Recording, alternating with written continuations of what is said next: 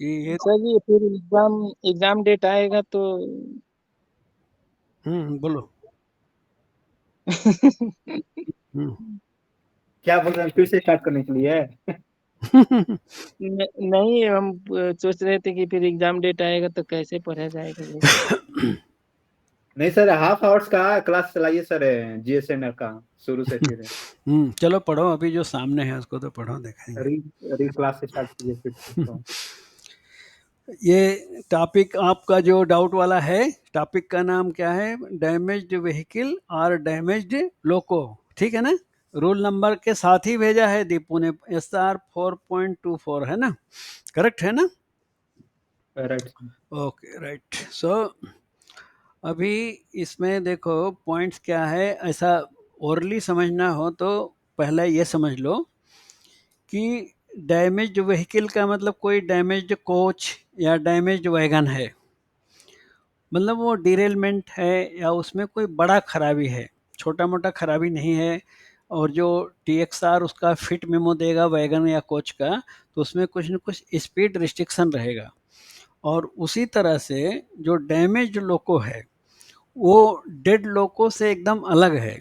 एक या तो डिरेलमेंट वाले लोको रहते हैं, उसमें खराबी बड़ी रहती है, वो जाना है शेड में अटेंड करना है, मैकेनिक अटेंड करेंगे। या कोई उसका अंडर गियर में ऐसा खराबी है कि ज़्यादा स्पीड रिस्ट्रिक्शन है कि वो नॉर्मल स्पीड में नहीं जा सकता। तो जब बड़ी खराबी रहती है तो उसी को बोलते हैं डैमेज लोको। और वैगन या कोच है तो उसको डैमेज व्हीकल बोलते हैं। तो इसको डेड लोको से पहली बात कंफ्यूज नहीं करना चाहिए MCQ में खास तौर से। अब वो डैमेज पूछ रहा है तो डैमेज वैगन या डैमेज लोको के हिसाब से सोचना है। डेड लोको का नाम आया तो डेड लोगों के हिसाब से सोचना है, वो MCQ में ज़्यादा गलती होने का चांस रहता है। ओके, वैसा ध्यान देना है। और देन दूसरा बात क्या है कि ये जो डैमेज लोको हो चाहे डैमेज वैगन हो, केवल एक ही अटैच कर सकते हैं, वो भी गुड्स ट्रेन में। पैसेंजर ट्रेन में इसको अटैच नहीं करते हैं, ओनली गुड्स ट्रेन में परमिटेड है। या किसी सेक्शन में goods train by chance, rarely, वैसा हर सेक्शन में तो गुड्स ट्रेन चलती ही है, तो मिक्स्ड ट्रेन में भी लगा सकते हैं। तो वो आगे नियम देखेंगे। और केवल एक लगा सकते हैं, एक से ज़्यादा नहीं लगेगा। स्पीड रिस्ट्रिक्शन है इसीलिए गुड्स ट्रेन में लगाते हैं। और दूसरा बात, डे, दिन के समय ही परमिटेड है। तो एक एक पॉइंट देखो ये बातों को ध्यान में रखते हुए कि द स्टेशन मास्टर में अटैच ए डैमेज्ड व्हीकल, व्हीकल का मतलब वैगन या कोच, आर डैमेज्ड इंजन, उसी को डैमेज्ड लोको भी बोलते हैं, behind the rear brake van of a goods train. और इसका लोकेशन फिक्स है मार्शलिंग में कि जो पिछला ब्रेक वैन है उसके पीछे लगाना है, वही एक लोकेशन है और दूसरे लोकेशन में नहीं लगाना है इसको। Then next point, during day light and in clear weather, दिन का समय होना चाहिए और मौसम भी साफ होना चाहिए। अब फाग में ऑलरेडी लोको पायलट को गाड़ी चलाने में प्रॉब्लम है, फाग है या खराब बहुत आंधी तूफान का मौसम है, तो उसमें एक और परेशानी जोड़ के ले जाने का कोई मीनिंग नहीं। इसलिए क्लियर रूल है कि डे टाइम में लेके जाना है और साफ मौसम में लेके जाना है इसको, टेम्पस्चुअस या खराब मौसम में नहीं ले जाना है। और मेमो कौन सा चाहिए?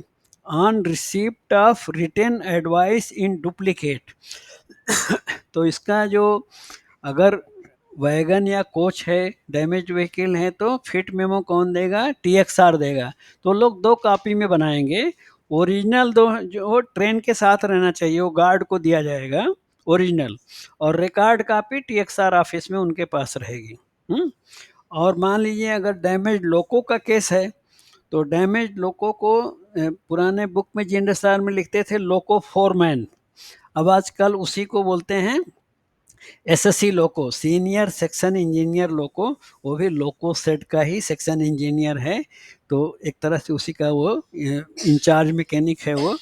तो डैमेज इंजन के लिए SSC लोको देता है सर्टिफिकेट। जबकि देखो डेड लोको के लिए कौन देता है? डेड लोको के लिए देता है वो CCC रहता है, वो भी SSC लोको, उसका भी रैंक है, लेकिन वो चीफ क्रू कंट्रोलर होता है। और पीआरसी दे सकता है या लोको इंस्पेक्टर दे सकता है डेड लोको के लिए, तो उसमें ज़्यादा प्रॉब्लम नहीं रहती है। लेकिन ये डैमेज लोको के लिए एसएससी लोको ही देगा, वो शेड के रहते हैं इंचार्ज। ओके, सो ये पॉइंट हो गया। देन नेक्स्ट है on sections where no goods trains are booked to run, कि जिस नॉर्मली ये गुड्स ट्रेन में ही अटैच किया जाएगा पीछे, और जिस सेक्शन में बाय चांस, नॉर्मली हर जगह गुड्स ट्रेन है, कोई छोटा मोटा सेक्शन है जहाँ गुड्स ट्रेन नहीं चलती है, तो वहाँ पे मिक्स्ड ट्रेन में, प्योर पैसेंजर ट्रेन में तो बिल्कुल अलाउ नहीं है। द डैमेज्ड व्हीकल और डैमेज्ड इंजन में be attached behind the rear brake van of a mixed train on the same condition. Condition वही है कि उसका जो फिट टू रन सर्टिफिकेट होना चाहिए, टीएक्सआर या एसएससी लोको से लेना है, तो वही सब कंडीशन है, और दिन का समय होना चाहिए और मौसम साफ होना चाहिए। A copy of the original advice of TXR और SSC loco should be handed over to the guard of the train. तो ये जो ओरिजिनल कॉपी है फिट मेमो की, वो गार्ड के पास रहेगी। और गार्ड का ड्यूटी क्या है? गार्ड का दो ड्यूटी है। मान लीजिए कि डेस्टिनेशन तक गार्ड लेके गया, तो सीटीआर के साथ ये फिट मेमो अटैच करके लॉबी में या इंचार्ज के पास जहाँ जमा करते हैं वहाँ जमा हो जाएगा। सपोज करो रास्ते में कहीं वो वैगन या लोको अलग किया जाता है ट्रेन से, नाइट हो गई या किसी और रीजन से अलग किया है, तो उस स्टेशन के स्टेशन मास्टर को वो फिट मेमो हैंड ओवर कर देगा, क्योंकि जब वो अगले ट्रेन में अटैच होगा तो फिर स्टेशन मास्टर फिर अगले गार्ड को देगा। ये रूल है। देन आफ्टर सनसेट और if the weather is thick foggy और टेम्पेस्चुअस, मतलब खराब मौसम हो गया किसी कारण, या रात हो रही है, दिन सूर्यास्त हो गया, दिन डूबने के बाद उसको अलाउ नहीं करना चाहिए। और इम्पेयरिंग विजिबिलिटी, कि खराब मौसम में साफ नहीं दिखाई दे रहा है, तो द डैमेज्ड व्हीकल और damaged engine shall be detached from the train at a station in route. तो रास्ते में उसको किसी भी स्टेशन पे अलग कर दिया जाएगा।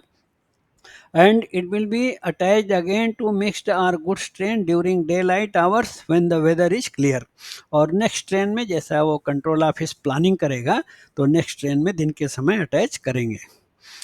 Then in case the damaged vehicle or damaged engine is detached at a station en route, the guard of the train shall hand over the original advice for attaching the said vehicle or damaged engine to the station master। तो जैसा कि बताए कि अगर रास्ते में इन road किसी station पे अलग किया है उनको, तो उसका जो फिट मेमो है, जो भी एडवाइस मेमो है, वो स्टेशन मास्टर को हैंड ओवर कर देंगे। वो एसएम क्या करता है? He will hand over to the guard of the next train by which the damaged vehicle और damaged engine is subsequently dispatched. बाद में जो दूसरे ट्रेन में जाएगा तो उसके गार्ड को वो फिट मेमो हैंड ओवर किया जाएगा। ओनली वन सच व्हीकल और damaged engine shall be attached behind the rear brake van of mixed और गुड्स ट्रेन। तो एक ही अलाउड है, चाहे वो खराब इंजन हो या खराब वाहन बोलते हैं हिंदी में, खराब इंजन या खराब वाहन, only one is permitted. Okay, ये है। देन एक दो पॉइंट और है, देख लो। एक उसका एक पॉइंट रह गया स्कार्ट का। स्कार्ट कंपलसरी है। तो कभी कभी क्या होता है कि ऐसा एमसीक्यू में ऐसे कॉमन वर्ड दे देते हैं कि जब डैमेज व्हीकल या डैमेज लोको लगाया है तो डैश विल ए कंपनी। तो उसमें एक आंसर रहता है मैकेनिकल डिपार्टमेंट का कोई आदमी स्कार्ट या ए कंपनी करना चाहिए। तो मैकेनिकल में दोनों आ जाते हैं। कौन आ जाता है? दोनों। एएलपी भी, एएलपी को भी मैकेनिकल ब्रांच का ही आदमी मानते हैं। और जो अगर वैगन का केस है, कोच का, तो टीएक्सआर स्टाफ आता है, वो भी मैकेनिकल ब्रांच का है। तो इसीलिए एक ही वर्ड से भी काम चलाया जा सकता है। एमसीक्यू में अगर ऑप्शन रहे डैमेज लोको डैमेज व्हीकल, स्कार्ट कौन जाएगा, ये कंपनी कौन करेगा, तो आंसर मैकेनिकल स्टाफ भी हो सकता है। So a competent railway servant deputed by the mechanical department, वो मैकेनिकल डिपार्टमेंट के दोनों हैं। डैमेज व्हीकल की बात है तो टीएक्सआर, और इंजन की बात है तो minimum assistant loco pilot accompany करेगा, he will accompany the train. Then note and आगे लिखा है, देखेंगे वो भी। When a damaged vehicle or damaged engine is attached, the provisions of SR 4.24.2 shall not be applicable। तो 4 नोट में जेएनएसआर में लिखा है, तो इसको इसीलिए मैंने नीचे उसको कॉपी करके लगा दिया कि 4.24.2 में है क्या बात, क्या लिखा है। In the case of goods train a maximum of 2 bogies or other equivalent may be attached in rear of the rear brake van। तो 4.24.2 में इसका पहले क्या रूल है कि गुड्स ट्रेन के पीछे 2 वैगन या कोई भी 2 8 व्हीलर अटैच कर सकते हैं। ओके, तो अब जब आपने डैमेज लोको लगा दिया है या डैमेज व्हीकल लगा दिया है, तो वो 2 बोगी का नियम आप पालन नहीं कर सकते, यहाँ पे 2 नहीं लगा सकते, फिर वो नियम यहाँ कैंसिल हो जाएगा। इसलिए यहाँ पे नोट में दिया है कि यदि डैमेज व्हीकल या डैमेज लोको आपने पीछे लगाया है तो 2 बोगी का रूल लागू नहीं होगा, फिर 2 नहीं अटैच कर सकते। सो लिखा रहेगा may be attached in the rear of brake van। When an officer's carriage is to be attached, it will also be counted within 2 bogies limit as prescribed। तो 4.24.2 में तो ऑफिसर सैलून का भी नाम लिखा है कि गुड्स ट्रेन के पीछे ऑफिसर सैलून लगाया है तो भी टोटल 2 ही लगा सकते हैं, लेकिन डेड लोको डैमेज लोको लगाया तो वो रूल लागू नहीं होगा, फिर वो अकेला ही रहेगा, बस उसके साथ और किसी को नहीं जोड़ना है। इसका मीनिंग ये है। अब बताओ कि और कोई डाउट है मन में तो मैं समझा सकता हूँ, पूछो। पूरा पॉइंट तो देख लिया आपने। तो एमसीक्यू में क्या है, ये जो पॉइंट्स है ना, day time, clear weather. Sir जो अटैक करेंगे वैगन को, उसका सुपरवाइजरिंग कौन करेगा? अच्छा, स्टेशन मास्टर या गार्ड है? अच्छा वो बात है ना, राइट, उस पर बात करेंगे। क्या अजय ज्वाइन हो गया? ओके, अजय ज्वाइन हो गए भाई? नमस्ते सर। हाँ सर, ज्वाइन हो गया अभी। ओके, हाँ, तो आप बोल रहे हैं कि जब अटैच कर रहे हैं तो देखो फिट मेमो तो मिला है, तो गार्ड का ड्यूटी है फिट मेमो चेक करेगा।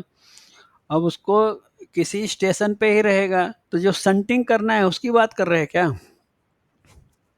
हाँ सर, जो तो अटैकिंग। संटिंग का सुपरविजन कौन करता है? नॉर्मल में अगर गार्ड है तो गार्ड ही सुपरविजन करता है शंटिंग का, तो वो तो रहेगा ही साथ में। लेकिन क्योंकि डैमेज व्हीकल डैमेज वैगन का केस है तो स्टेशन मास्टर भी वो, देखो संटिंग जितनी भी होती है चाहे जिसकी हो, वो स्टेशन मास्टर का तो जिम्मेदारी रहती ही रहती है, पर यहाँ गार्ड भी सुपरविजन करेगा। स्टेशन मास्टर को तो करना ही करना है। ओके, ये तो कोई कहीं क्वेश्चन ऐसा मैंने देखा नहीं। एमसीक्यू में कुछ पूछा है क्या?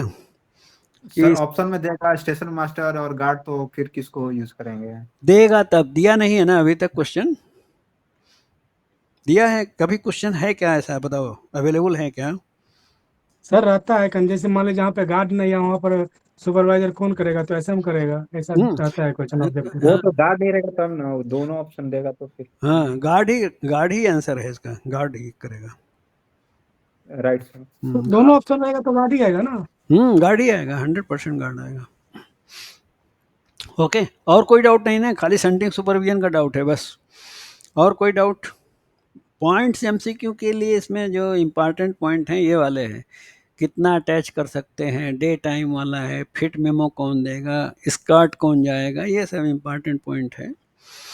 चलो और कोई बताओ, और कोई पॉइंट पूछने वाला है तो बताओ। सर इसमें दोनों सुपरविजन तब करते हैं जब वो पैसेंजर ट्रेन का शंटिंग हो रहा है। वो दोनों करते हैं, और जहाँ हाँ। दोनों नहीं करते, मान लीजिए इसको मैं बंद कर देता हूँ। अभी समझो कि एक नॉर्मल गुड्स ट्रेन का जीएनएसआर में जो लिखा है ना कि कोई भी train via main line shunting करेंगे तो स्टेशन मास्टर सुपरविजन करेगा, मतलब गार्ड तो कर ही रहा है, एसएम भी करेगा। अच्छा, देन पैसेंजर ट्रेन का जो शंटिंग है वो गार्ड तो कर ही रहा है, एसएम भी करेगा। जहाँ नहीं लिखा है, मान लो कि गुड्स ट्रेन का शंटिंग मेन लाइन में नहीं हो रहा है, एग्जाम में लिखने के लिए तो बात ठीक है, वो तो ऑप्शन देख के अकॉर्डिंगली हम आंसर लिखते हैं, पर नॉर्मल में एग्जाम का छोड़ो, प्रैक्टिकल ड्यूटी में एक गुड्स ट्रेन का सेंटिंग लूप लाइन से लूप लाइन में लेके गया, मेन लाइन में नहीं ले गया, डिरेलमेंट हो गया, तो क्या एसएम बोलेगा सर मेरा सुपरवाइजिंग का जिम्मेदारी नहीं है, मैं इसका कोई जिम्मेदारी नहीं लूंगा? बोल सकता है क्या? मेरा ये क्वेश्चन है। नहीं नहीं बोल सकता सर, नहीं बोल वो भी सकता। करना है। इसलिए जो प्रैक्टिकल ड्यूटी का अगर बात करेंगे तो देखो, प्रैक्टिकल ड्यूटी का क्या है, एसएम तो जिम्मेदार है ही है, गार्ड ही जिम्मेदार है, लोको पायलट भी जिम्मेदार है, किसने गलती की है वो पता करना पड़ेगा। जैसे मान लीजिए कि अब सिग्नल फेल था, सन सिग्नल होने दो, कोई भी सिग्नल फेल होने दो, क्लैंपिंग पैडलॉकिंग की गलती से डिरेलमेंट हुआ है, तो स्टेशन स्टाफ स्टेशन मास्टर फंसेगा। अच्छा समझो, पॉइंट पे जाने के लिए कोई अथॉरिटी नहीं दिया स्टेशन मास्टर ने, गार्ड ने प्रोसीड हैंड सिग्नल दिखाया और लोको पायलट ने बैक कर दिया, पॉइंट पे हो गया डिरेलमेंट। अभी क्या है, एसएम ने न तो अथॉरिटी दिया है, ना आपको बोला है कि जाओ अभी रुक, इसका मतलब आपको वेट करना है। क्लैंपिंग पैडलॉकिंग वहाँ पे गार्ड ने सुपरवाइज नहीं किया, खुला है, और कोई एसएम ने पेपर भी नहीं दिया है कि हाँ ये सिग्नल आन में पार करो, तो वहाँ पे फर्स्ट प्राइमरी गार्ड की जिम्मेदारी रहेगी। तो इस तरह से सिचुएशन के हिसाब से मैं प्रैक्टिकल ड्यूटी की बात कर रहा हूँ, जिम्मेदारी फिक्स करते हैं। पर एग्जाम में तो क्या है, ऑप्शन क्या क्या है उसके हिसाब से, जैसे मान लो डैमेज लोको डैमेज व्हीकल का संटिंग सुपरविजन कौन करेगा, तो गार्ड करेगा, गार्ड के हाथ में फिट मेमो है और गार्ड उसको सुपरवाइज करेगा। ओके, एग्जाम में तो वैसा लिखे। और चलें, टॉपिक कुछ और पढ़ना है, नहीं तो इसी में लगे रहोगे फिर। अच्छा, मैं पूछा तो दीपू ने तो बताया कि मेरे को ये टॉपिक रिवीजन चाहिए, और बाकी लोग तो कुछ बोल भी नहीं रहे हैं। क्या भाई, बाकी लोगों को किसी पॉइंट में डाउट नहीं है? संदीप भी नहीं बोला, संदीप है कि नहीं? हाँ संदीप, आपको क्या डाउट है? आपने बताया नहीं। संदीप ड्यूटी में है क्या? नहीं सर, ड्यूटी में नहीं है सर, रूम में है। हाँ, क्या है आपको टॉपिक, कौन सा डाउट है बताओ, आपका भी लगाएं टॉपिक। ऑटोमेटिक का बोल रहे थे ना? Yes sir. ऑटोमेटिक में क्या डाउट है वो बोलना है। ऑटोमेटिक तो बहुत कुछ है, ऑटोमेटिक में क्या डाउट है तो मैं समझाने का कोशिश करूं। बोलो। ऑटोमेटिक में हमको सर सभी लगा कि एक बार से एक थोड़ा चीज सा दोहरा देते। सही बोले तो क्या है, अभी मान लो वहाँ मैरिज पार्टी में गए, और मैरिज पार्टी में क्या है, पूरा लाइन से लगे हैं खाने के सामान, बोले मेरे को कुछ समझ में नहीं आ रहा है कौन सा खाऊं। एक एक चीज पूछोगे तब ना बताएंगे, एक एक चीज पूछो, एक एक चीज मैं समझाता हूँ। बोलो। क्या क्या सुबोध?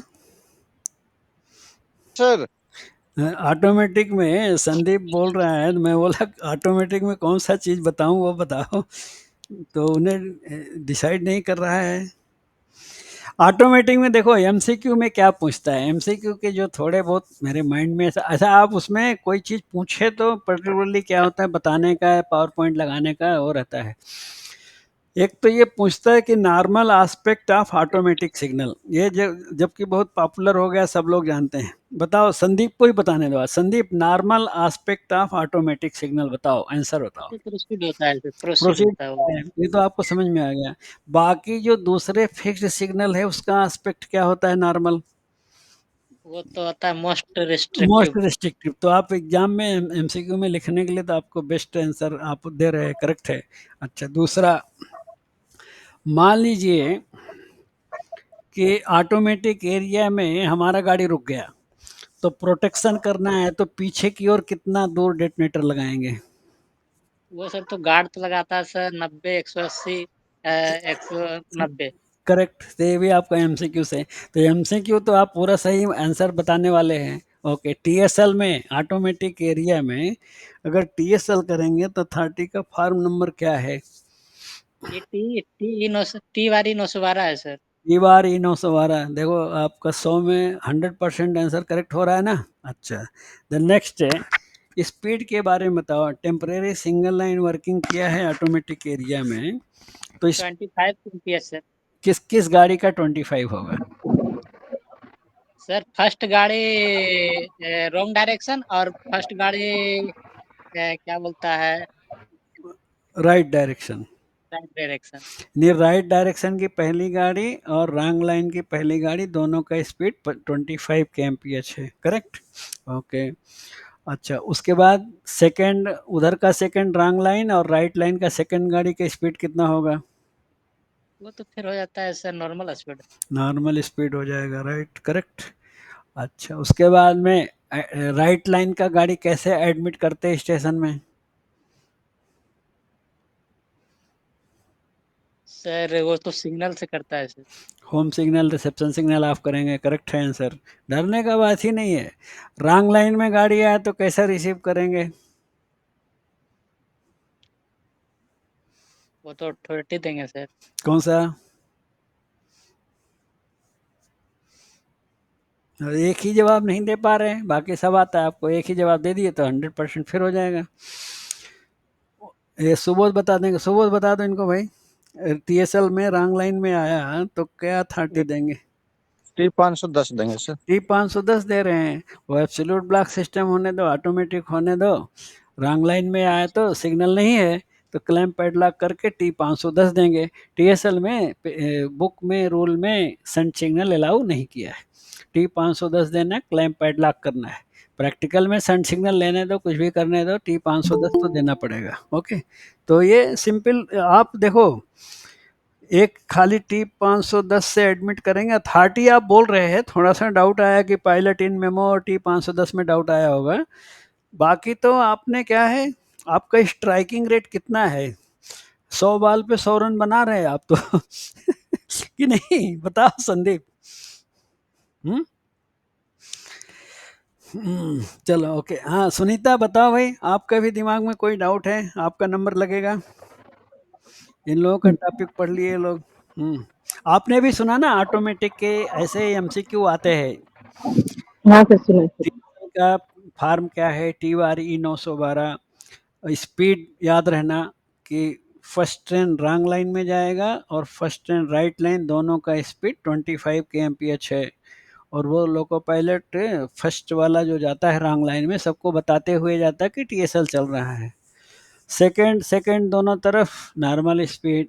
एडमिट कैसा करते हैं? राइट लाइन वाला होम सिग्नल ऑफ करके लेंगे, रॉन्ग लाइन आया तो क्लैंप पैडलॉक करके T510 से करेंगे। सिंपल है, ऐसा पढ़ के याद कर सकते हैं, इसमें कुछ नहीं है। दूसरा टॉपिक बताओ सुनीता, कुछ पूछना है आपको और रिवीजन करा देंगे।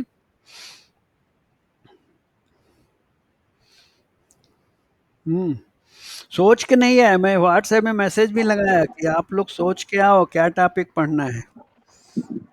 बराबर। हम्म क्या सोचते नहीं? हाँ दीपू, और कोई टॉपिक है मन में? सर थोड़ा फायर ऑन ट्रेन के बारे में बता दीजिए सर। हाँ, फायर ऑन ट्रेन के बारे में बताएंगे। मैं तो इंतजार कर रहा हूँ कि आपके मुंह से कोई टॉपिक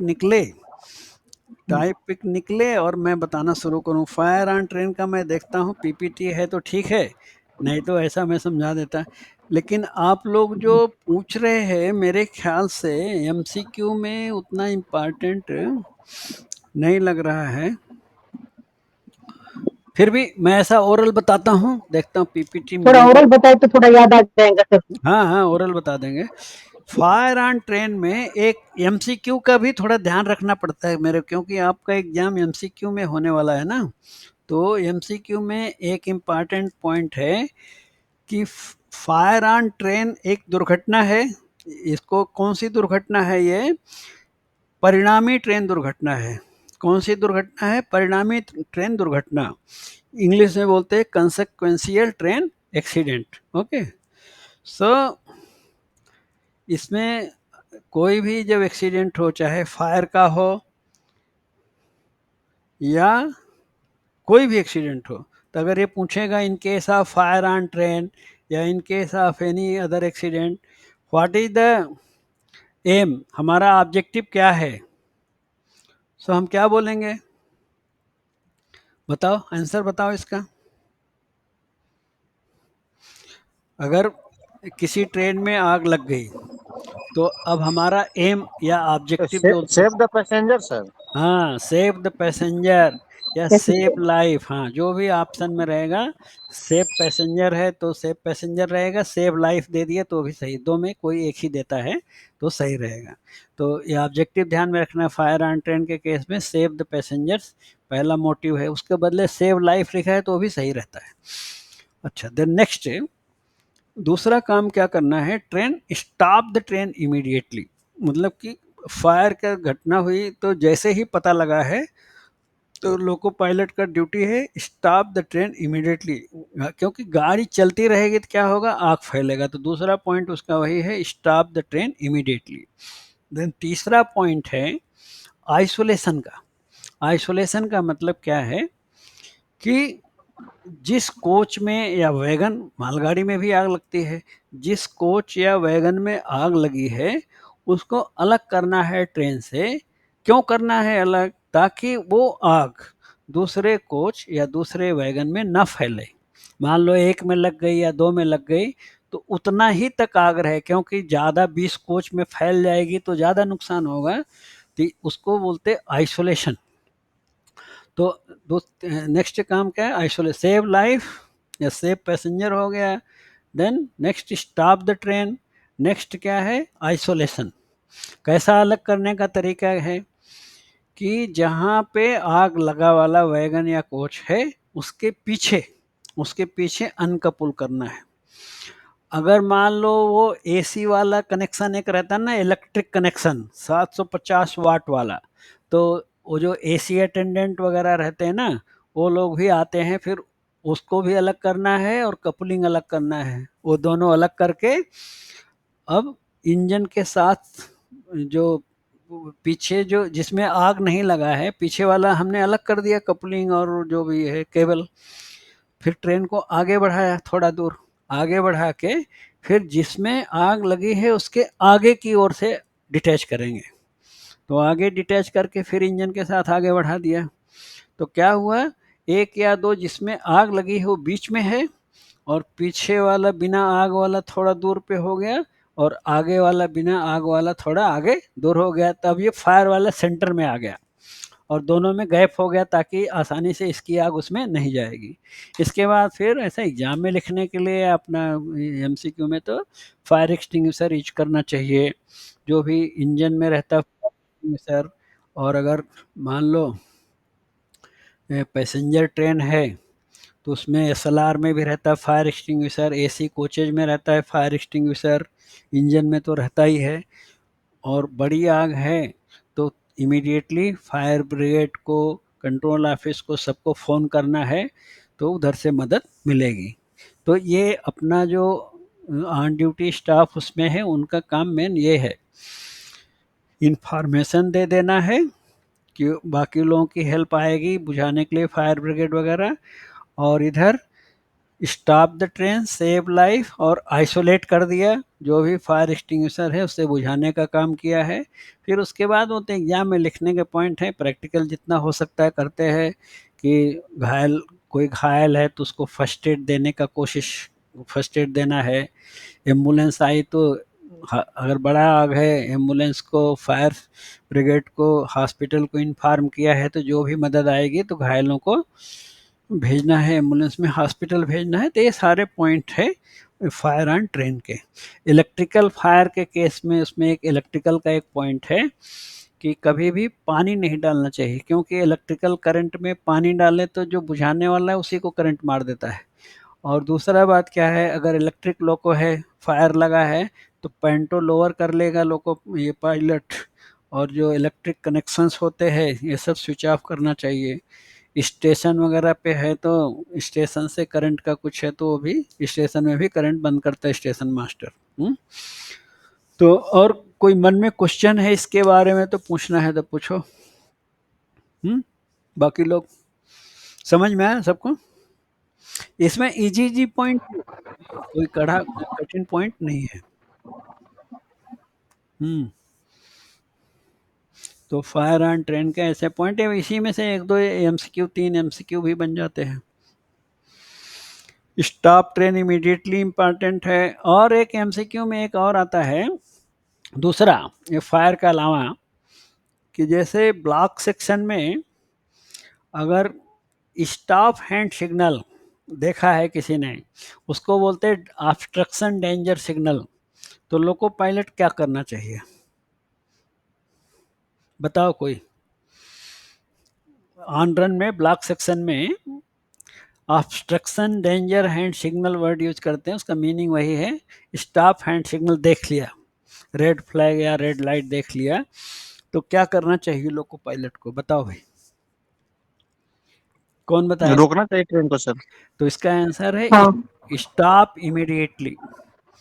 जब डेंजर हैंड सिग्नल का एमसीक्यू में पूछेगा तो आंसर है स्टॉप इमीडिएटली। ओके। अच्छा, दूसरा उस एमसीक्यू में ही रहता है ये। मान लो स्टॉप हैंड सिग्नल देखने के बाद लोको पायलट ने तो ट्रेन रोक दिया, पर वो जो उसने डेंजर हैंड सिग्नल देखा था वो काल्पनिक सिचुएशन है, इमेजिनरी, कि वो कोई बाकी फिर आदमी दिखाई नहीं दे रहा है, कोई फर्दर सूचना नहीं है, there is no further information, तो क्या करना चाहिए लोको पायलट? ये बताओ, क्या रूल है जीएनएसआर में? 1.5 किलोमीटर 1.5 किलोमीटर तक जाना चाहिए ना सर, नॉर्मल नहीं नहीं नहीं नहीं स्लो करके। नहीं नहीं, आपका आंसर गलत हो गया है, जल्दबाजी वाला। मैं बताता हूँ। और कोई बताओ, दूसरा आदमी? दीपक शर्मा जी बताएगा ना? क्या भाई? सर वेटिंग करेगा 1-2 मिनट। हाँ देखो, ये है सावधानी पूर्वक। तो रूल है कि जब कोई नहीं दिखाई दे रहा है तो दिन में 1 मिनट, रात में 1 2 मिनट मिनट वेट और में करेगा। 2 मिनट से हाँ, वेट करने के बाद क्या करेगा दीपक नेक्स्ट? अब काशियस स्पीड करेगा सर जी, कहाँ तक? 1.5 किलोमीटर 1.5 नहीं नहीं किलोमीटर। नहीं नहीं नहीं, फिर आप लास्ट में फंस गए सुबोध के चक्कर में आप भी। हाँ, पूरा गलत बोल ब्लॉक, दिया। पूरा ब्लॉक सेक्शन ब्लॉक ही। सेक्शन, हाँ, इसमें ब्लॉक सेक्शन में ऑब्स्ट्रक्शन करना चाहिए। एंड सिग्नल में ये छोटे छोटे बातें हैं, इसमें गलती होता है। पूरा ब्लॉक सेक्शन ही सावधानी पूर्वक क्लियर करना है। उसके बाद एसएम को जाके रिपोर्ट करेंगे। आप लोग जहाँ से कंफ्यूज हो रहे हैं उसका भी सुन लो। मान लीजिए डेटोनेटर का आया एमसीक्यू, जो आप लोग उसी में सही सर, हाँ डेटोनेटर ही याद था सर जी। हाँ, तो डेटोनेटर वाला सुन लो, उसको भी याद कर लो, डेटोनेटर का भी सुन लो फिर से। मान लो हमारे गाड़ी के नीचे उसमें 40 मीटर लिखा रहता है एमसीक्यू में कि 40 मीटर के बीच में 3 पटाखा बर्स्ट हुआ है। चलो, मीटर का ज़्यादा सोचना नहीं है, और रहता तो 20 मीटर में ही, पर बुक में ऐसा लिखा है 40 मीटर के बीच में 3 पटाखा बर्स्ट हुआ, तो लोको पायलट क्या करेगा? तो उसका आंसर क्या है? फर्स्ट आंसर क्या करेगा? बताओ कोई भी। इसमें तो स्पीड रिड्यूस करेगा ना सर जी। आंसर है रिड्यूस द स्पीड, गति को कम करो। वहाँ था स्टॉप इमीडिएटली, दोनों कंपेयर करके पढ़ोगे तो कंफ्यूजन नहीं होगा। वहाँ रहता है स्टॉप इमीडिएटली, यहाँ पे रहता है reduce the speed, speed reduce करना है। अच्छा, उसके बाद में क्या करना है? यदि स्टॉप हैंड सिग्नल दिखाएगा कोई डेटोनेटर फटने के बाद, तब रोकेगा। मान लो उसके बाद स्लो करने के बाद कोई स्टॉप हैंड सिग्नल दिखाने वाला नहीं है, तब रूल है 1.5 किलोमीटर तक सावधानी स्पीड या काशियस स्पीड से जाना है। ये 1.5 किलोमीटर आता है डेटोनेटर वाले में, जब कोई आदमी नहीं मिला तो। After 1.5 kilometre then normal speed pickup कर सकता है। फिर नॉर्मल में जाने के बाद लेकिन स्टेशन मास्टर को, जो फर्स्ट स्टेशन है, उसमें सूचना देगा कि ऐसा ऐसा डेटोनेटर बर्स्ट हुआ, फिर इसके बाद में 1.5 स्लो आया, इसीलिए गाड़ी ने ज़्यादा टाइम लिया ना, तो उनको भी रीजन मालूम हो जाएगा, तो लोग ये सब नोट करके रखेंगे। राइट, तो ये डेटोनेटर और stop hand signal, danger hand signal, दोनों में ये अंतर है। एक सर ये हम्म, हाँ, बोलिए बोलिए। हाँ, मैं बताऊंगा फ्लैशर लाइट के बारे में, आप पूछ लो तो बताता हूँ। कि वही वो पूछ रहा था, जैसे उसमें एक चैप्टर दिया डेंजर वाला सिग्नल, आप जो बोल रहे थे ना, इसमें 100 मीटर से रुकने के लिए बोलता है, कहीं कहीं नहीं मिलता है वो ट्रेन। मैं बताता हूँ, उसको भी बताता हूँ। तो पहले फ्लैशर लाइट का सुन लो, उसके बाद आप 100 मीटर खाली बोलोगे तो मैं समझ जाऊंगा कि कौन सा क्वेश्चन है, याद दिलाने के लिए। तो पहले इसका सुन लो, फ्लैशर लाइट का। फ्लैशर लाइट का रूल क्या है कि जैसे मान लो वो नाइट इंस्पेक्शन में भी ऑफिसर लोग चेक करा रहे हैं, लोको पायलट को चार्जशीट भी मिल रही है। और रूल तो है ही है जीएसआर में। क्या रूल है कि मान लीजिए कि लोको पायलट जैसे टीएसएल में जब रॉन्ग लाइन में जाता है तो रूल है फ्लैशर लाइट ऑन करके जाना है। अब तो अमेंडमेंट में ये भी रूल ऐड कर दिया कि यदि कोई इंजीनियरिंग स्टाफ या स्टेशन स्टाफ बिना फ्लैशर लाइट के जाती हुई गाड़ी को देखेगा तो तुरंत उसको गाड़ी को स्टाफ हैंड सिग्नल दिखा के वॉकी टॉकी बोल कर रुकवा देना है और पूछना है कि भाई आपने फ्लैशर लाइट क्यों नहीं ऑन किया है। रिपोर्ट चली गई तो चार्जशीट भी मिल सकता है उसको। तो रूल ये है कि जब भी लोको पायलट को खतरा लगता है तो फ्लैशर लाइट ऑन करता है। अब मान लीजिए ब्लॉक सेक्शन में अप लाइन में एक ट्रेन जा रही है फ्लैशर लाइट ऑन करके, तो सामने से जो अपोजिट डाउन लाइन में गाड़ी आ रही वो लोको पायलट को क्या करना चाहिए, वो भी एमसीक्यू में पूछ सकते हैं। तो अपोजिट लाइन से आने वाले लोको पायलट का पहला ड्यूटी है, ध्यान से सुनो आप लोग, एक्नॉलेजमेंट। भाई कोई मुसीबत में है, फ्लैशर लाइट ऑन करके आ रहा है तो पहला काम एक्नॉलेजमेंट देना है कि हाँ मैंने आपका फ्लैशर लाइट देख लिया है, मैं समझ गया हूँ। तो एक्नॉलेजमेंट कैसे देना है, कौन बताएगा? वो फ्लैशर लाइट भी फ्लैशर ऑन लाइट ऑन करेंगे करेगा सर। कितनी बार वो भूल 3 जाते टाइम हैं। सर। हाँ देखो सुबोध को याद, इसीलिए बोलते सुबोध थोड़ा भी ज्ञान अपना इन लोगों को दे दिए तो इनका भी काम हो जाएगा कि हवा ती, ती, 3 बार ड्यूटी में है सर। कोई बात नहीं, 3 बार स्विच ऑन स्विच ऑफ करना है फ्लैशर लाइट को, राइट। एक्नॉलेजमेंट करना 3 टाइम्स क्योंकि उनको जलाना तो नहीं है, खाली एक्नॉलेजमेंट के लिए 3 बार ऑन करो 3 बार ऑफ करो, हो गया एक्नॉलेजमेंट। नेक्स्ट ड्यूटी स्पीड कम करना है, जो सामने से आ रहा है वो अपना स्पीड कम करेगा। तो कितना स्पीड कम करेगा कौन बताएगा? 3 बार 20 है सर। 10 बार 20 या 20 बार 10 कह दो। हाँ दिन में नाइट और डे। हाँ नाइट में 10 करेगा या दिन में 20 करेगा। तो डे बार नाइट बोले तो 20 बार 10, नाइट बार डे बोले हाँ तो सर। 10 बार 20। तो दिन है तो 20 में ले आएगा स्पीड को और रात है तो 10 में लेके आएगा स्पीड को। फिर उसके बाद गाड़ी के अगर वो इंजन रुका हुआ है फ्लैशर लाइट ऑन करके, इसका मतलब परेशानी है ही है, फिर रुक करके तब उनसे बात करेगा। ये है फ्लैशर लाइट का नियम। ओके सुन लिया आपने, ध्यान में रखो। देन नेक्स्ट ये पूछ रहे थे 100 मीटर वाला, वो उसका डेंजर इंडिकेटर का है ना, पूछ रहे थे 100 मीटर और 1300 मीटर है वहाँ पे, करेक्ट हाँ है? सर। हाँ हाँ वो ऑब्स्ट्रक्शन अरे डेंजर। हाँ वो बहुत लोगों को डाउट क्यों रहता है, उसकी चर्चा कम होती है, वो एग्जामिनेशन पॉइंट ऑफ व्यू में एमसीक्यू में आ सकता है। वो उसका कोई टॉपिक उतना डिस्कशन होता नहीं, 15 चैप्टर में रहता है मेरे ख्याल से, वो जहाँ तक याद है मेरे को। है क्या वो, उसका पीछे का स्टोरी नहीं मालूम रहता, वो थोड़ा जीएनएसआर में एमसीक्यू में कहीं पढ़ लिए तो इसलिए कंसेप्ट क्लियर नहीं होता है। वो बात है फ्लड टाइम की है वो, जब ये सब जान जाओगे ना तब आपको कंफ्यूजन नहीं होगा। क्योंकि हर जगह कासन बोर्ड का जो कासन इंडिकेशन बोर्ड है 1200 मीटर रहता है और ये लूप लाइन वाला मान लो 720 मीटर है, तो 1300 मीटर तो कहीं मिलता ही नहीं है। एक ही जगह है वो 1300 मीटर, वो फ्लड के समय है। फ्लड होने उसका नाम है ऑटोमेटिक डेंजर लेवल इंडिकेटर। क्या नाम है, नाम भी याद करो, ऑटोमेटिक डेंजर लेवल इंडिकेटर। देखो तो एक एक वर्ड का मीनिंग भी समझ लो तब याद रहेगा आपको। ऑटोमेटिक का मतलब है स्वतः ऑन होता है वो, कोई मैनुअली ऑन करने की जरूरत नहीं। ऑटोमेटिक डेंजर लेवल, खतरे का निशान, इंडिकेटर। अब आप जब न्यूज पुराने ज़माने में सुने होंगे आप लोग, तो बोलते हैं ना सो एंड सो नदी का, जब रेडियो में न्यूज आता था सो एंड सो नदी का पानी खतरे के निशान से ऊपर बह रहा है। अब आजकल वो सब सुनने को नहीं मिलता है, ज़माना बदल गया ना। तो जब किसी भी नदी के ऊपर अपना रेलवे का गर्डर ब्रिज रहता है, ट्रेन गुजरती है, तो रेलवे वाले भी अपना डेंजर लेवल इंडिकेटर वहाँ भी लगा के रखते हैं। रेड कलर जलेगा, डेंजर है तो रेड लाइट रहेगा। तो डेंजर लेवल इंडिकेटर कब जलेगा, जब वो नदी का पानी खतरे के निशान को पार करेगा। तो ऑटोमेटिक है वो, ऑटोमेटिक डेंजर लेवल इंडिकेटर। वो खतरा कहाँ का है, वो नदी का है एक्चुअली, इसीलिए याद नहीं होता, बच्चों को डाउट आता है। तो रेड लाइट जब जलेगी तो उसके 100 मीटर पहले इंजीनियरिंग वाले एक स्टॉप बोर्ड लगाते हैं। अब उसमें रात के लिए कुछ लाइट वाइट का इंतजाम भी करते होंगे, तो इसलिए बोलते हैं stop board automatic danger level indicator के पहले स्टॉप बोर्ड कितनी दूरी पर है, तो 100 मीटर पर है।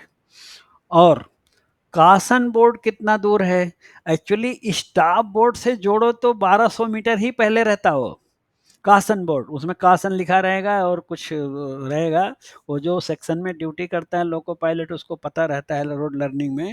ओके, तो कासन बोर्ड लेकिन एग्जाम में जो पूछता है वो डेंजर लेवल इंडिकेटर से पूछता है, जैसे होम सिग्नल से ही पूछते हैं ना, होम सिग्नल से डिस्टेंट सिग्नल कितना है 1000 मीटर, और सिग्नल वार्निंग बोर्ड कितना है तो हम 400 मीटर नहीं लिख सकते, वो होम से ही नाप के लिखना है 1400 मीटर।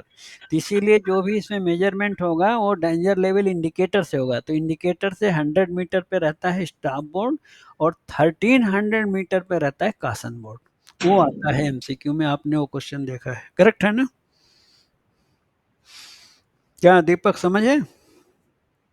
हाँ सर समझ लिया। हाँ बस सर समझ में आ रहा है। उसमें एमसीक्यू 30 मीटर और एक और देता है सर जी। क्या 30 मीटर उसमें नहीं रहता, 30 मीटर और कहाँ रहता है? उसमें नहीं रहता ना सर जी? नहीं नहीं, हमको 30 मीटर उसमें नहीं है, वो आपका जो इंजीनियरिंग इंडिकेटर दूसरा वाला आता है ना, कासन बोर्ड 1200 मीटर, स्टॉप और स्पीड बोर्ड 30 मीटर, वो अलग है, वो तो रेलवे ट्रैक पे काम चल रहा है उसके लिए है, ये तो बाढ़ के लिए फ्लड के समय है, रोज रोज थोड़ी फ्लड आता है, वो जिस एरिया में रेनी सीजन में फ्लड आता है तो वहाँ पे कासन बोर्ड वगैरह मेंटेन रहता है, और वो स्टॉप बोर्ड मेंटेन रखते हैं वो लोग, वही मानसून सीजन में पेंट गिंट सब करके चमका देंगे, लाइट लगा देंगे, बाकी सीजन में उसको कोई पूछता भी नहीं होगा, इसलिए समझ में नहीं आता हो, राइट?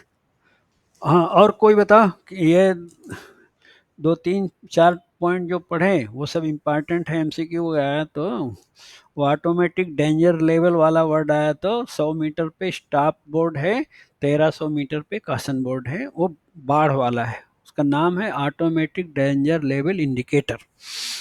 और कोई टॉपिक बताओ, किसके मन में डाउट है तो उसको रिसर्च करके बताया जाए।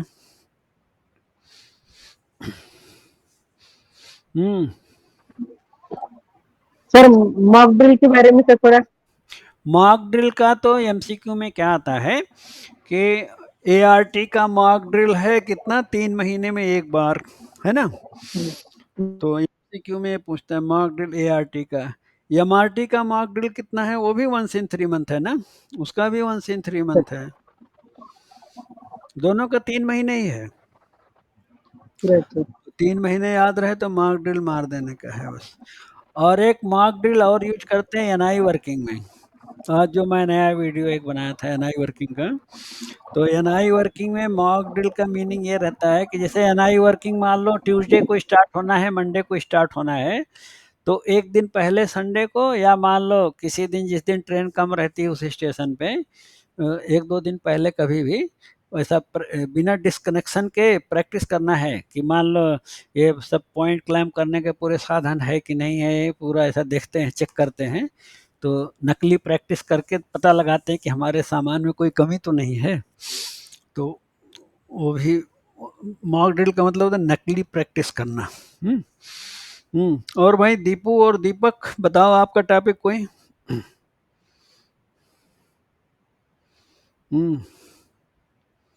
सर इसका इंचार्ज सीनियर डीएसओ साहब रहते ना सर? इसका जो एनआई वर्किंग का ना, हाँ सर, नहीं मॉक ड्रिल जब होता है तब सर। हाँ वो मॉक ड्रिल हाँ सीनियर डीएसओ ही कराते हैं, ऐसे तो जो एक्सीडेंट का एक प्रैक्टिस अलग होता है, लेकिन एआरटी का जो प्रैक्टिस करते हैं तो सीनियर डीएसओ के अंडर में ही रहता है।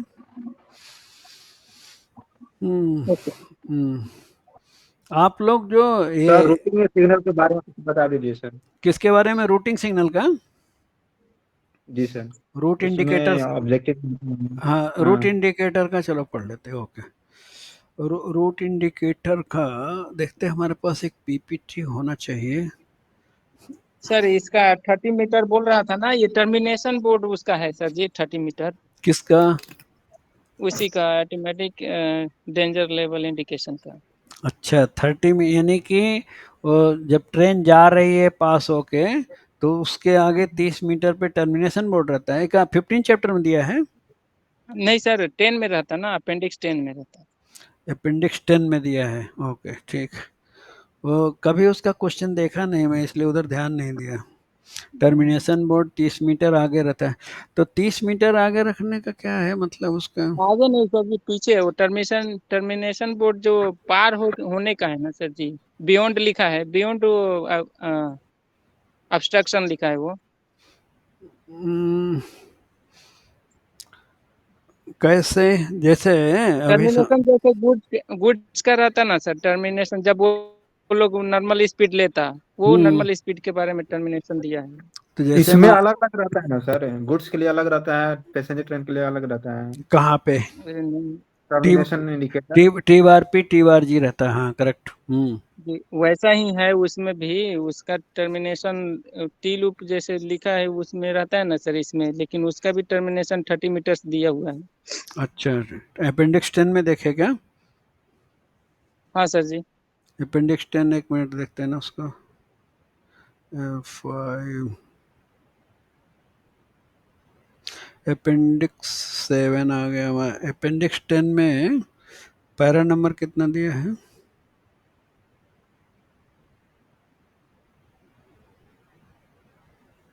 11 पहुंच गया। ऑफ पैरा नंबर को दिया है, रूल नंबर 10 में।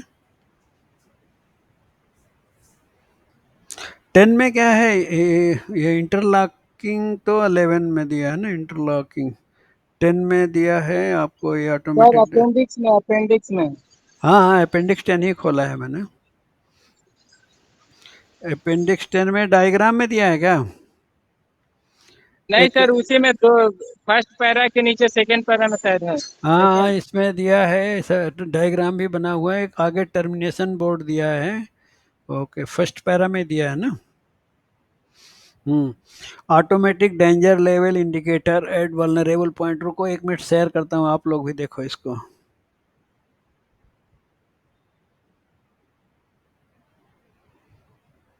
जब वो बात चल रही है तो थोड़ा उसको देख लिया जाए ना।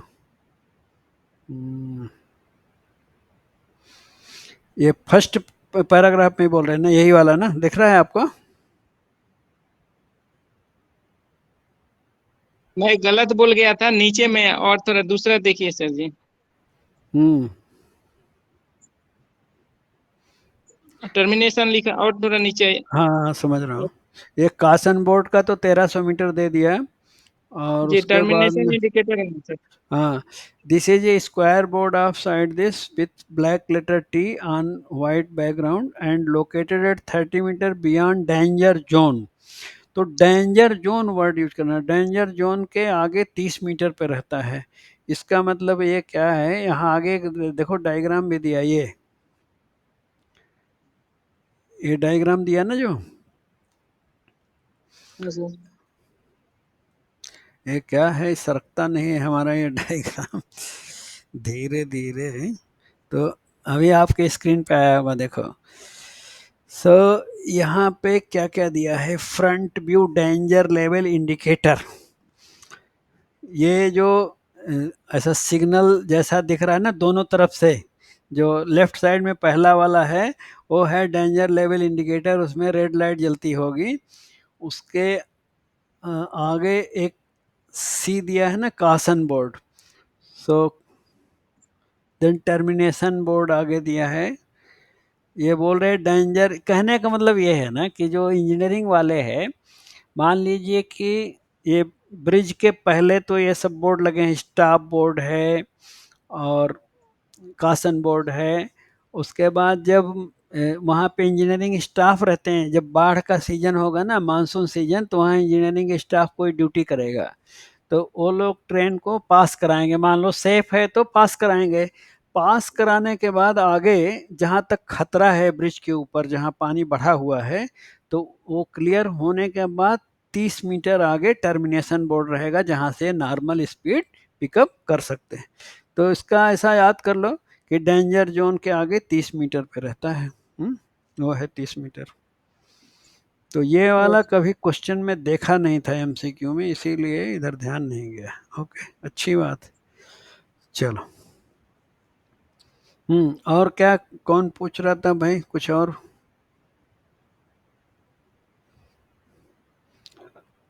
दीपू क्या पूछ रहे थे, कुछ पूछ रहे रूट थे क्या? Indicator sir. हाँ, route indicator, correct. Route indicator, एक मिनट, उसका पीपीटी है मेरे पास। पीपीटी मिल जाए तो बहुत अच्छा हो जाए। देखता है, 1 मिनट 2 मिनट ढूंढ के मिल जाए तो अच्छा बात हो जाएगा। तो आपको क्या है, पूरे पॉइंट और उसमें डायग्राम भी होना चाहिए।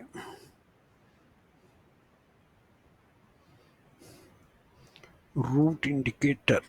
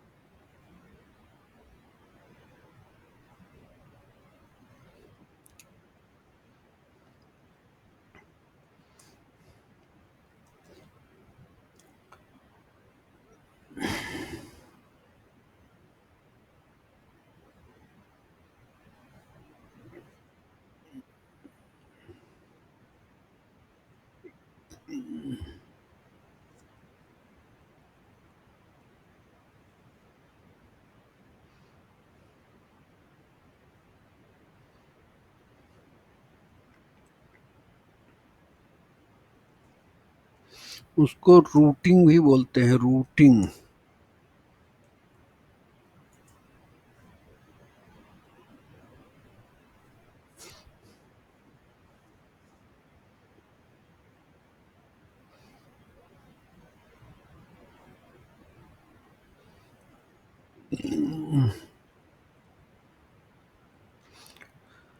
रूटिंग सिग्नल मिलो भाई, क्योंकि थोड़ा डायग्राम भी देखे। ये रूटिंग सिग्नल 3 टाइप के होते हैं, नाम सुना है तीनों का? क्या भाई दीपू? राइट, स्टेंसिल, हम्म मल्टीपल लैंप होता है सर, और multi lamp, junction type. Junction और टाइप। एक होता है हॉर्न टाइप जिसको बोलते हैं ना, वो जो अपना स्टेशन में मिलता है, वो क्या बोलते हैं उसका? एक तो हॉर्न टाइप है, दूसरा क्या नाम है? जंक्शन जंक्शन जंक्शन, उसी को हाँ, जंक्शन बोलते हैं। उसी को जंक्शन बोलते हैं, correct. Junction type route indicator. So इसीलिए उसका थोड़ा डायग्राम वाला मिल जाए तो अच्छा है। आप पहले बोले तो मैं ढूंढ कर रखता था उसको। बिना डायग्राम के देखे तो क्या है, मन में बैठता कम है वो। छोड़ दीजिए सर, कल बता दीजिएगा, कल है ना अभी। कल मैं ढूंढ के तो रख लेता, अभी देख रहा मिल गया तो अच्छी बात है, नहीं मिला तो कल तो बताएंगे ही, कल तो बता देंगे। वो क्या होता है, ऐसा जल्दी जल्दी ढूंढो ना तो पता लगा कि वो वो लैपटॉप जल्दी में, मिलता नहीं है सीधा। हाँ लैपटॉप में है कि वो पेन ड्राइव में है, दोनों में ढूंढने में ऐसा चला जाता है वो। सिग्नल्स, सिग्नल्स का तो ढूंढ रहे, मेन मेरे को डायग्राम का ही है। तो कल ढूंढ के रखेंगे, आपको 3 टाइप का है।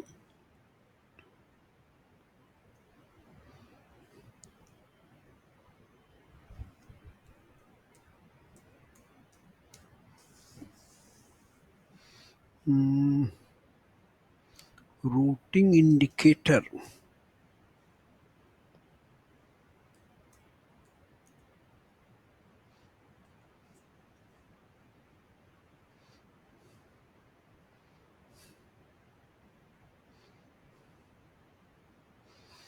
चलो कल ही ढूंढ के रखते हैं, इसमें क्या हो रहा है।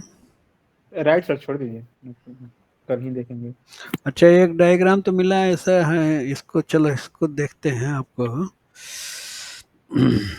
एक मिला है डायग्राम, लेकिन जैसा मैं चाहता था वैसा वाला नहीं है, थोड़ा अलग टाइप का है, फिर भी देख लो इसको।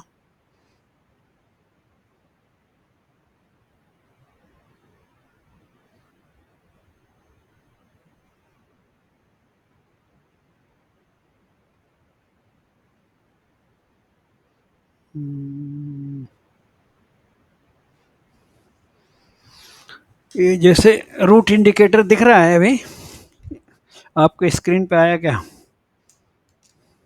आया सर। आया है ना? ओके।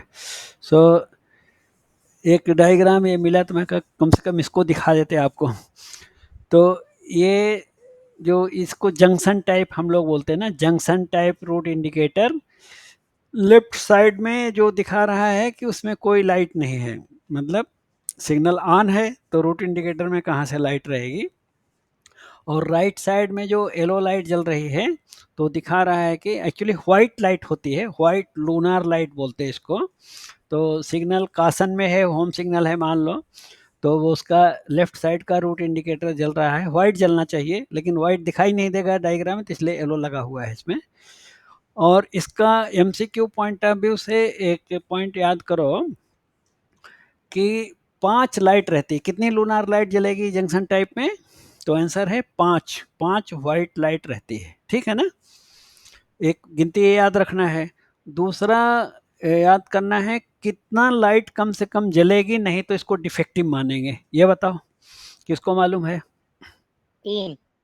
हाँ करेक्ट, कम से कम 3 जलना चाहिए। अगर 3 से कम जल रही है तो उसको सिग्नल को खराब मानेंगे, फिर लोको पायलट का रूल है कि उसको पार नहीं करना चाहिए, उसको रिटर्न अथॉरिटी देना पड़ेगा, राइट? ये है। अच्छा, दूसरा अगर कन्फ्लिक्टिंग मूवमेंट एक ही समय दोनों रूट जल रहे हैं तब तो खराब वो मानेंगे ही मानेंगे। लाइट का तो ज़्यादा इम्पॉर्टेंट है एमसीक्यू के लिए। और दूसरा टाइप ये वाला है, मल्टी लैंप इसको बोलते हैं।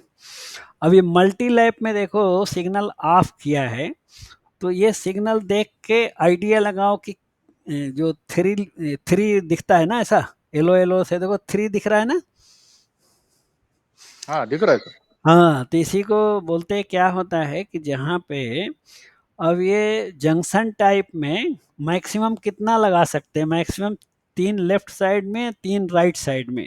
ये जो जंक्शन टाइप है, नॉर्मल में 2 या 3 लगाए तो लोको पायलट को अच्छा समझ में आता है, लेकिन मैक्सिमम कितना लगा सकते हैं? तो 3 लेफ्ट साइड, 3 राइट साइड में, फिर भी कंफ्यूजन होगा। अब जहाँ पे 10-10, 11-11 प्लेटफार्म है तो वहाँ पे तो ये रूट इंडिकेटर काम नहीं करेगा जंक्शन टाइप, तो वहाँ पे ऐसा यूज कर सकते हैं, multi lamp route indicator provided above or below the signal.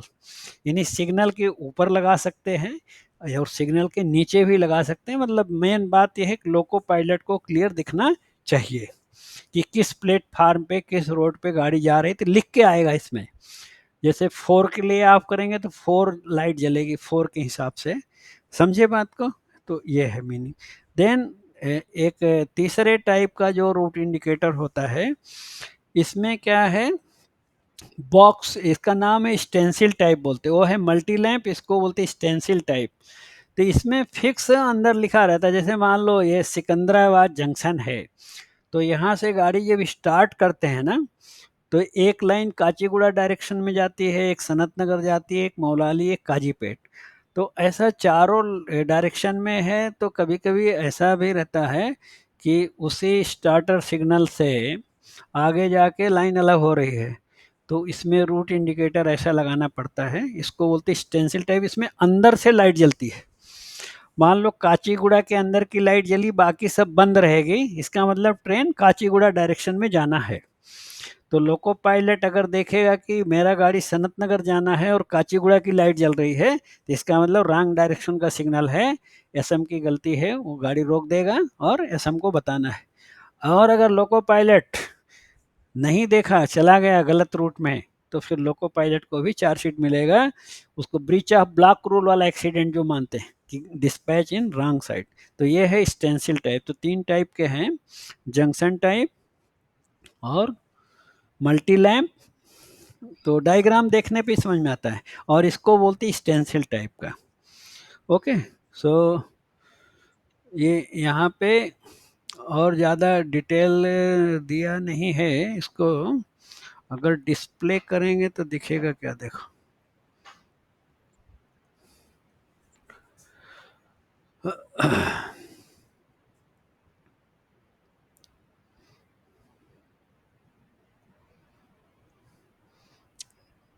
अब इसमें आपको कोई डाउट है तो डिस्प्ले में भी उतना ही आ रहा है लिख के, अगर कोई डाउट है तो पूछो जो है।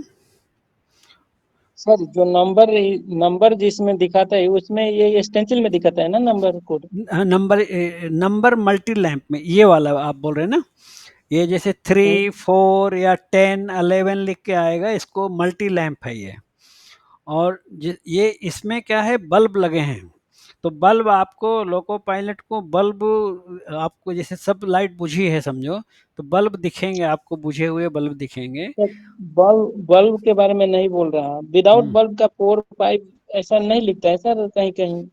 वो भी आजकल वो एलईडी वाले आ गए ना, जो वो जैसा जी घड़ी, एक डिजिटल घड़ी नहीं होती जिसमें टाइम लिख के आता है 14, 10, 15 आवर्स, वैसा भी बना जी दिया जी। होगा ना इसको, बल्ब के बिना अब आजकल डिजिटल बना दिया होगा तो वही जी। इसी को बनाया होगा कि हाँ स्टेंसिल वाले को? नहीं, इसी वाले को बना दिया होगा, ये जो बल्ब वाले को, जो वॉच में जो टाइमिंग जैसा वाला रहता है ना, रेड कलर में आता है ना लिख के, तो इसको जी ऐसा डिजिटल भी बना सकते हैं, कहीं देखा होगा आपने, है ना। जी, ये इसलिए हाँ पूछ रहा हूँ। हाँ वही है, वो मल्टी लैंप ही है वो मतलब कि एलईडी लगा के बना दिया, तो एलईडी भी अंदर है, बात वही, ये बल्ब क्या बाहर से पुराने टाइम में दिखता था, और वो जो एलईडी टाइप बना दिया है, वो दीवार घड़ी टाइप, तो उसमें क्या बाहर से दिखेगा नहीं कुछ, लेकिन लिख के आएगा उसके ऊपर 3 नंबर, 4 नंबर, 5 नंबर, वो मल्टी लैंप ही माना जाएगा। और स्टेंसिल वाले में क्या होता है, ऐसा यूज करते हैं कि जैसे 4 या 5 मान लो लिखा हुआ है, ऑलरेडी लिख रिटन है वो, अंदर से लाइट जलेगी। अब इसमें भी एलईडी लाइट जला सकते हैं, आजकल टेक्नोलॉजी ऐसा हो गया कि स्टेंसिल का मतलब ये होता है कि पहले से वो केसीजी काचीगुड़ा कटा हुआ है, तो जब पीछे से लाइट जलेगी तो उसको काचीगुड़ा चमकता हुआ दिखेगा, स्टेंसिल का मतलब वही होता है। जैसे होता है ना, मान लो कि ए लेटर कट कर लो किसी हार्ड बोर्ड में, फिर आपको जहाँ जहाँ ए लिखना है तो प्रिंट मार दो उसी से, उसी को तो स्टेंसिल बोलते हैं ना, जो समझे। हाँ सर। वही, हाँ वही है समझ स्टेंसिल का मतलब वैसे। अच्छा। सर स्टेंसिल ये स्टार्टर पे रहता है सर? हाँ ज़्यादातर ये स्टार्टर पे लगाते हैं, लेकिन ऐसा जेएनएसआर में ऐसा रूल में लिखा नहीं है कि आप इसको कहाँ स्टार्टर में लगा